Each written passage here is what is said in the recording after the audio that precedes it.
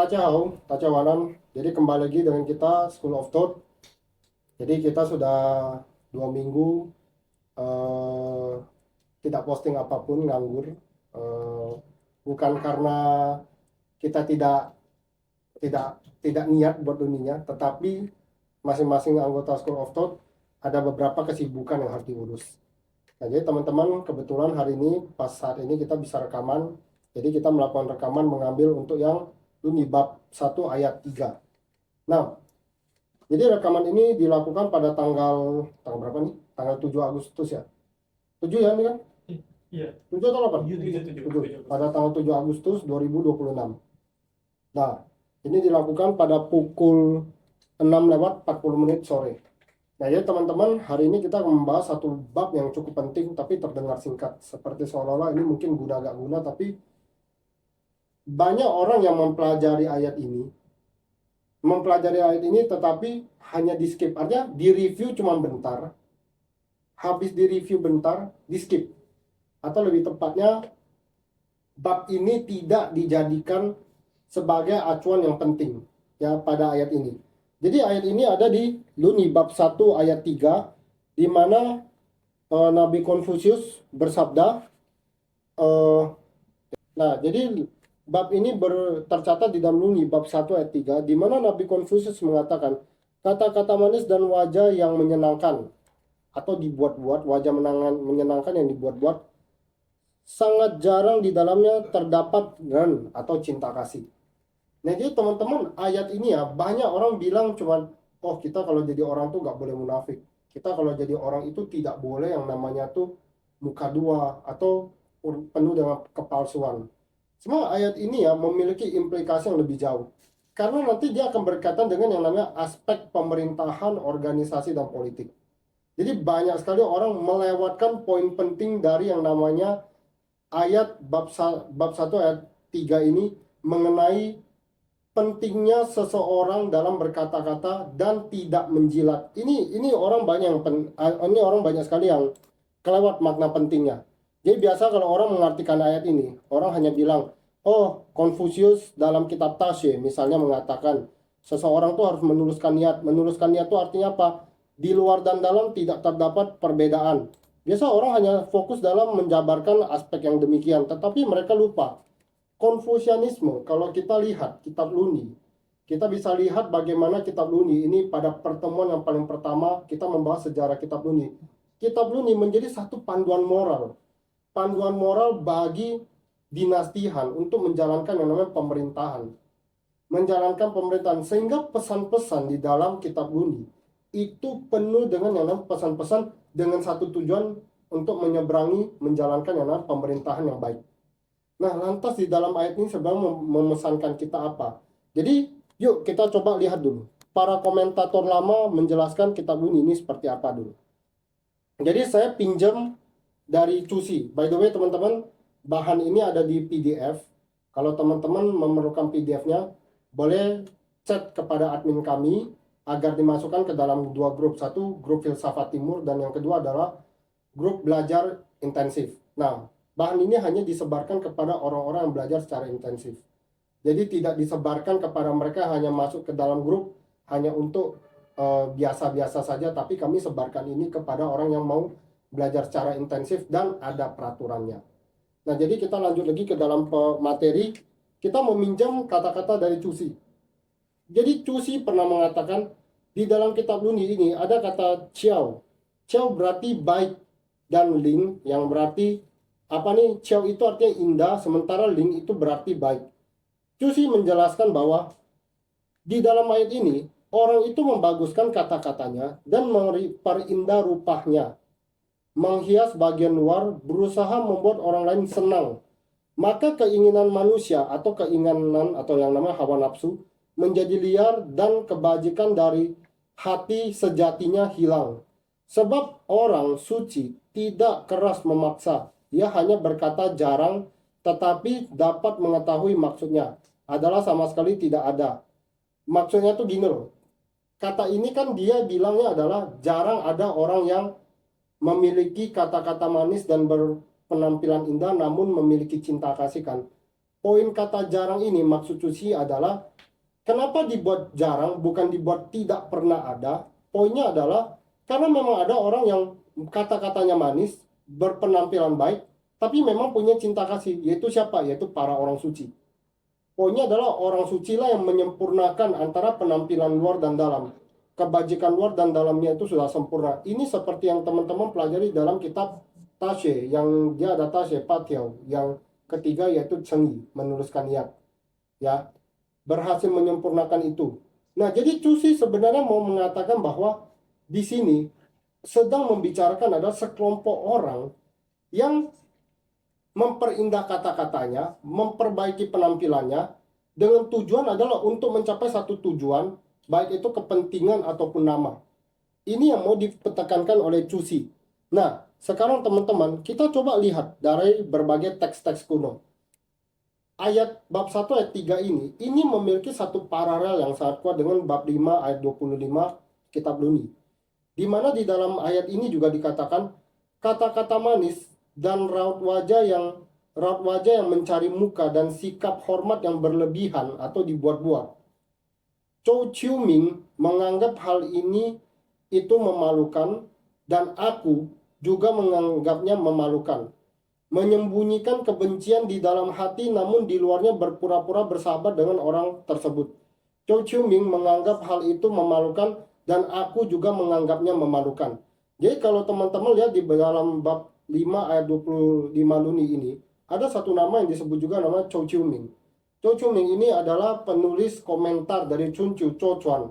Jadi kalau kita lihat ada satu kitab yang bernama Chun Chiu yang ditulis oleh Nabi Konfusius. Ada berbagai tradisi yang memberikan komentar. Kalian bisa ketemu Chun Chiu Kong Yang, ada Chun Chiu Cho Chuan. Nah, Chun Chiu Kong Yang itu ditulis oleh murid dari murid Konfusius itu sendiri, di mana sebenarnya ini lebih berfokus untuk melihat bagaimana makna-makna dalam kata-kata Konfusius dari kitab Chun Chiu. Sementara kalau teman-teman baca buku Chun Chiu Cho Chuan, itu adalah yang menulis komentarnya adalah Chow Chiu Ming ini. Jadi Chow Chiu Ming ini diperkirakan sebagai sahabat dari Konfusius yang merupakan seorang sejarawan. Sehingga teman-teman bisa lihat Chun Chiu Cho Chuan itu jika mengkomentari kitab Chun Chiu itu sangat komprehensif dalam konteks sejarahnya. Sejarahnya sangat panjang. Matakin sudah menerbitkan buku Chun Chiu Cho Chuan ini di dalam bahasa Indonesia sebanyak 2 volume. Kalau teman-teman mau, mungkin bisa cari di sekretariat Matakin terdekat di daerah teman-teman. Bukunya sangat bagus sekali dan terjemahannya sangat keren gitu. Menurut saya sangat terbantu. Jadi kalau teman-teman lihat ya, kenapa di dalam kitab ini disebut sesuatu yang sangat memalukan? Memalukan itu karena bertolak belakang dari yang namanya asas seorang cince. Cince sebenarnya ada satu asas yang harus dipegang. Seorang cince itu dia memiliki yang namanya rasa malu. Kalau orang sudah sampai tidak tahu malu, dia berarti sudah menyimpang dari satu kebenaran. Tahu malu itu adalah asas pertama kali teman-teman mau bina diri. Jadi kalau orang sudah sampai tidak tahu malu, kamu sudah gak punya harapan terhadap orang tersebut. Orang kalau sudah gak tahu malu, semuanya dilakukan, termasuk cara yang bersifat menjilat dan juga berpura-pura memasang wajah manis. Jadi kita sudah ngebahas soal tentang yang namanya tahu malu ya.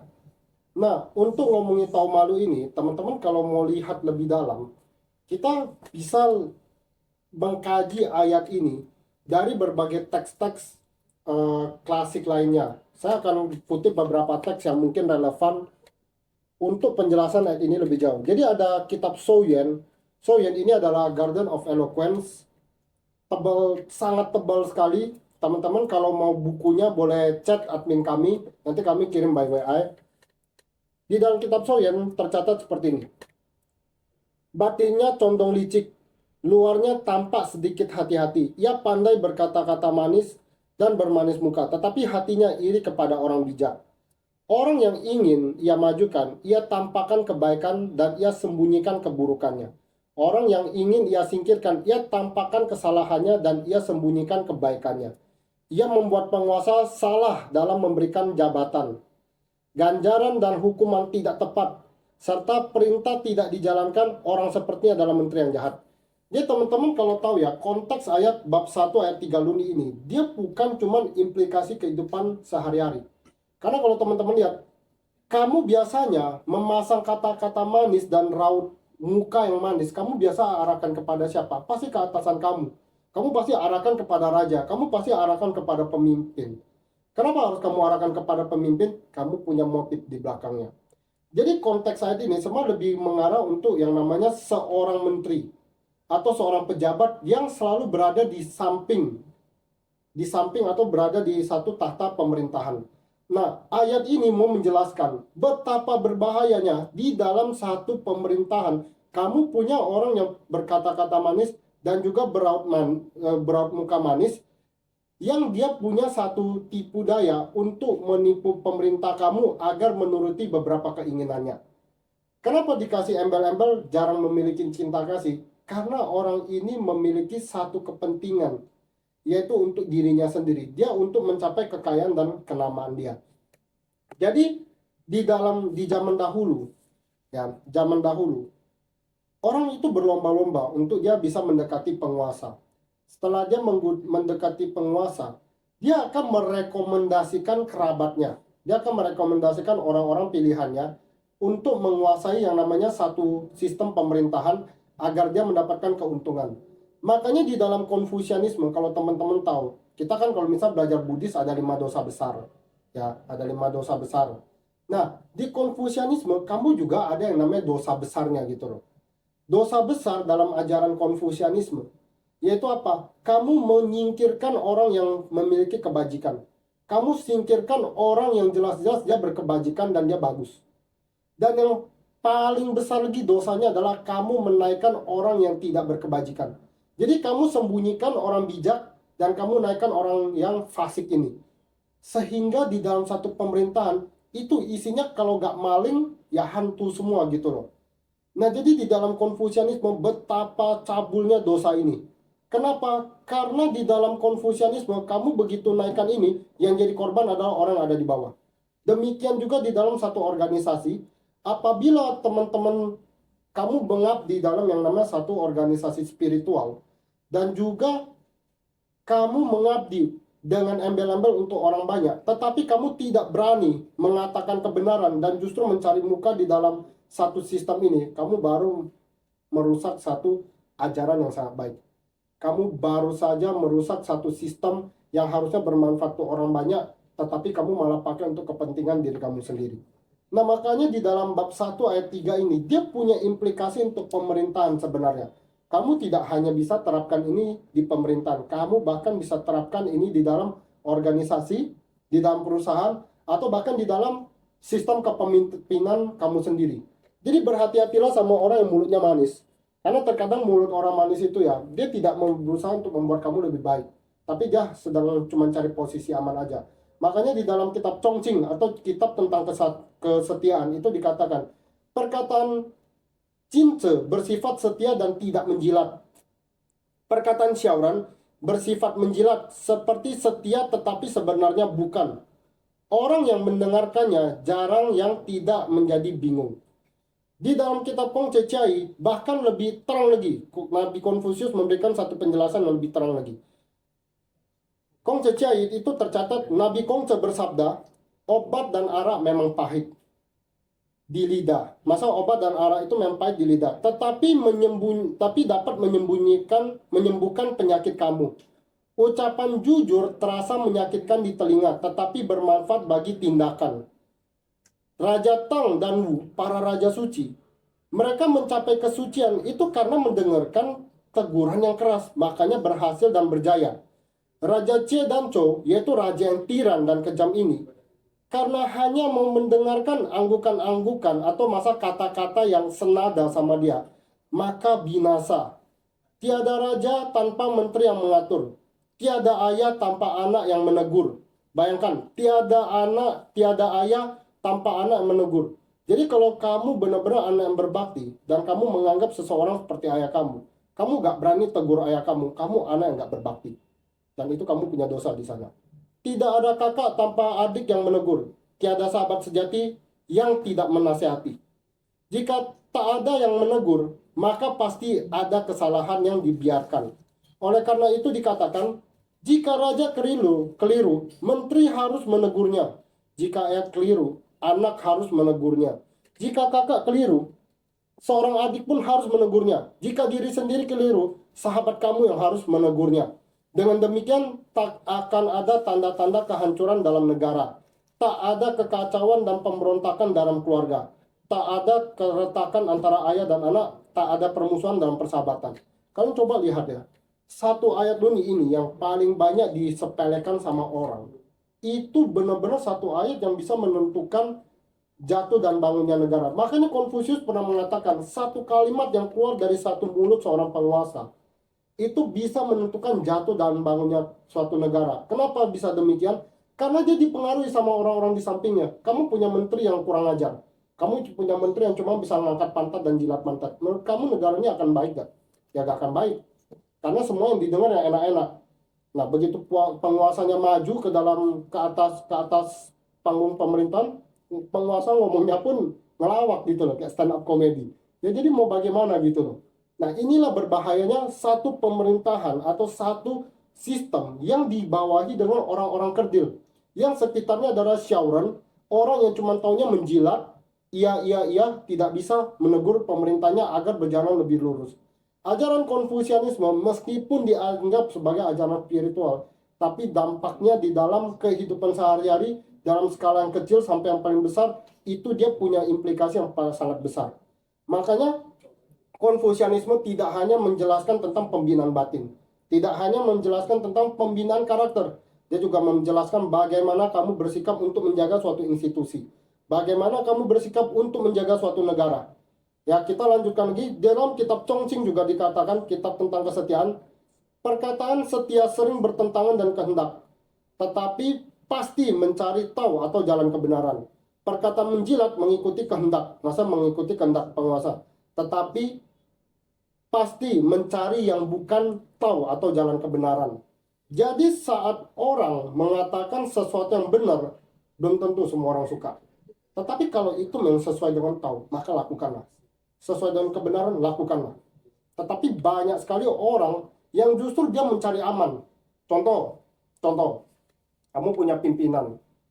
Kamu sudah tahu pimpinan kamu jalannya salah. Malah kamu dukung. Kamu cari 1001 argumen untuk beneri dia. Selamat, kamu baru masuki dia ke jurang. Kalau di suatu hari, kalau ada penyesalan, ya kamu ikut berdosa. Karena kamu telah menjebak orang yang kamu jilati itu. Ya, jadi kalau sesuatu bertentangan dengan tahu, meskipun itu sangat menyenangkan, tidak perlu kamu ucapkan. Ya, kata-kata yang manis kalau bertentangan dengan tahu atau kebenaran, itu tidak perlu sebutkan. Karena kamu cuma buang ludah kamu dan kamu cuma buang waktu orang yang dengari kamu. Tetapi kalau sesuatu yang pahit dan dia sesuai dengan tahu, lakukanlah. Seandainya pun itu membuat posisi kamu tidak aman, tetapi katakanlah demi kepentingan orang banyak. Ada satu cerita tentang seorang bijak di dinasti Tang yang bernama Han Yi. Han Yi ini dia pernah demi menegur raja, dia membawa peti matinya itu sampai di hadapan raja. Dia membawa peti mati di hadapan raja, dia cuma bilang, "Raja, you setelah ini mau bunuh I, terserah you. Ya, ini saya sudah membawa peti mati, saya sudah siap mati nih. Tetapi sebelum saya mati, mau gak kamu dengar nasihat saya?" Orang dulu ya, demi mengantar yang namanya kata-kata demi kepentingan rakyat, itu rela mati. Tetapi orang sekarang belum tentu. Semua orang cuma mau cari aman.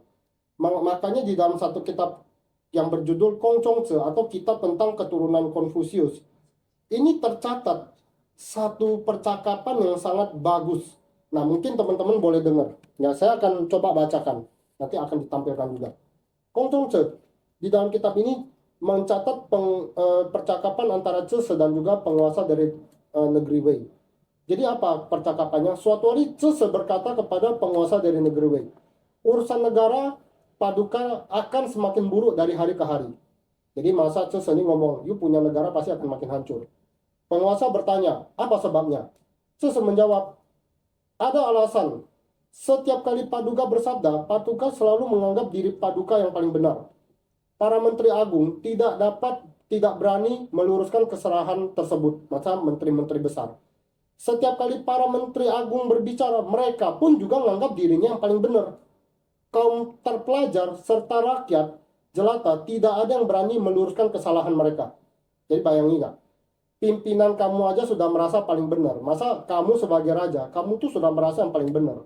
Sekitar kamu nggak berani tegur kamu. Sekitar kamu pun kalau ngomong merasa juga yang paling benar. Orang-orang terpelajar yang bisa koreksi kamu, itu pun nggak ada yang berani ngomong sama kamu.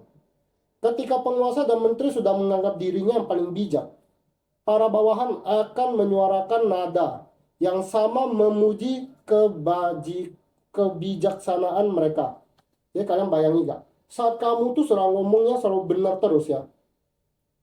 Kamu ngomongnya sebenar, kamu merasa selalu tidak ada salah, ya orang pada akhirnya cuma bisa memuji kamu doang. Tidak ada lagi yang berani negur kamu. Memuji akan dianggap patuh dan mendatangkan keberuntungan. Sementara meluruskan akan dianggap membangkang dan mendatangkan malapetaka. Itulah yang menjadi penyebab keadaan menjadi seperti ini. Jika sudah begini, dari manakah kebaikan dapat tumbuh? Dalam kitab Secing dikatakan semuanya berkata bahwa dirinya adalah orang suci. Lantas siapa yang sanggup membedakan mana burung gagak jantan dan juga mana yang betina? Bukankah puisi ini sangat mirip dengan keadaan penguasa menteri dan juga penguasa di negeri W? Kamu paham gak maksudnya? Kalau kalian masuk di dalam satu pemerintahan, semuanya merasa suci kayak malaikat, sudah itu gak usah lagi ada yang diluruskan. Semuanya auto aja sudah. Gak usah lagi diluruskan, mau hancur, mau masuk jurang, sudah biarkan aja. Jadi teman-teman kebayang nggak maksud dari poin kata-kata ini? Kata-kata ini cuma mau mengingatkan bahwa meskipun ayat ini pendek, implikasinya sangat jauh. Ya, implikasinya sangat jauh dan detail. Implikasi di dalam ayat ini, dia mau menerangkan kepada teman-teman betapa berbahayanya orang kalau misalnya kata-katanya manis, penampilannya dibuat-buat, hanya untuk menjilat, dia jarang memiliki yang namanya cinta kasih. Dia jarang sekali memiliki cinta kasih. Karena orang yang memiliki cinta kasih, dia berpenampilan apa adanya. Dia berkata apa adanya. Dia berkata dapat berpenampilan apa adanya, tidak dibuat-buat. Masa apa adanya itu bukan berarti berantakan dan hancur-hancuran, bukan. Tetapi masa raut wajahnya, itu apa adanya. Kalau kamu harus bersedih, ya bersedih. Kamu harus marah, ya marah. Kamu harus menegur dengan keras, ya menegur dengan keras. Tidak perlu kamu pasang wajah senyum-senyum, senyum-senyum. Ngapain senyum-senyum? Jelas-jelas raja kamu baru salah kok gitu loh. Jelas-jelas pemimpin Anda baru melakukan kesalahan. Kenapa harus senyum-senyum? Kalau memang salah, pasanglah wajah yang serius dan juga gunakanlah kata-kata yang memang menegur. Ini memang salah. Tidak ada yang perlu kamu sembunyikan, kamu benar-benarkan. Apalagi kalau Anda menganggap ini seperti orang tua Anda. Dan Anda memang menganggap ini penting demi kepentingan orang banyak.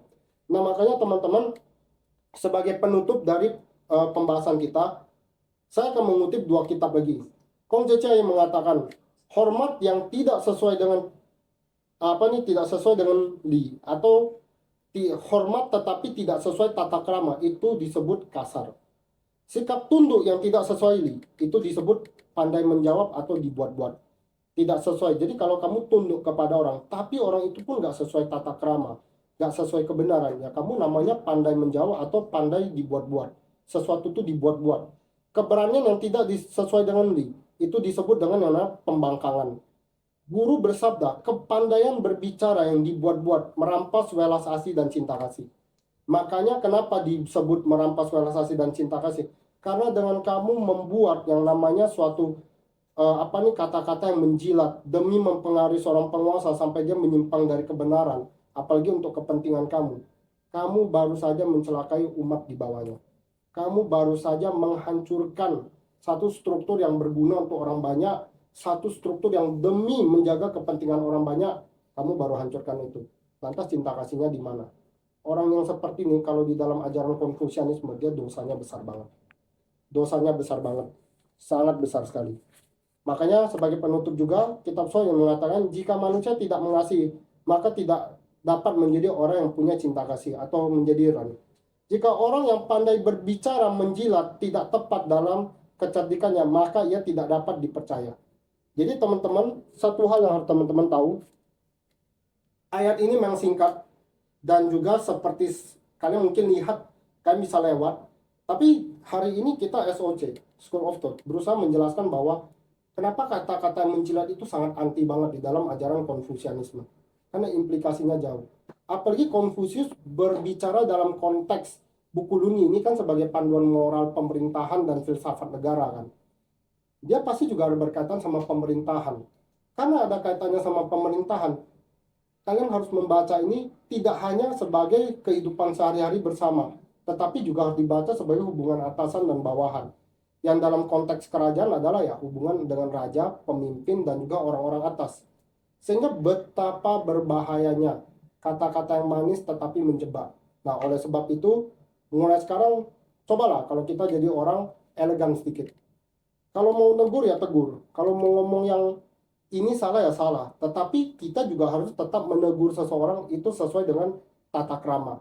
Jadi bukan berarti setelah dengar penjelasan ini, besok atasan kamu di kantor salah, kamu maki dia misal kayak, "Oh, kamu ya otak taruh di mana ya? Jangan-jangan taruh di telapak kaki, kamu jalan kepijak ya sampai tuh otak gepeng." Jadi jangan kamu ngomong gitu. Itu kan berbahaya. Tetapi pakailah kata-kata yang halus. Contoh, "Pak, ini sepertinya kan nggak sesuai dengan SOP. Saya pikir kalau Bapak lakukan ini nanti dampaknya bisa rugi kepada usaha kita bagaimana. Tetap katakan dengan sopan. Seorang cince itu kata-katanya memang pahit, memang nggak enak didengar, tapi bukan berarti kelakuannya nggak terdidik. Nah, jadi setelah mendengarkan ini, marilah kita coba berlatih lebih jujur. Ngomong ke orang apa adanya, tetapi dengan cara yang elegan dan juga cara yang sesuai dengan cara seorang cince. Jadi demikian penjelasan School of Thought sampai di sini. Apabila ada kesalahan kata dan pembawaan, saya mohon maaf karena saya masih dapat banyak.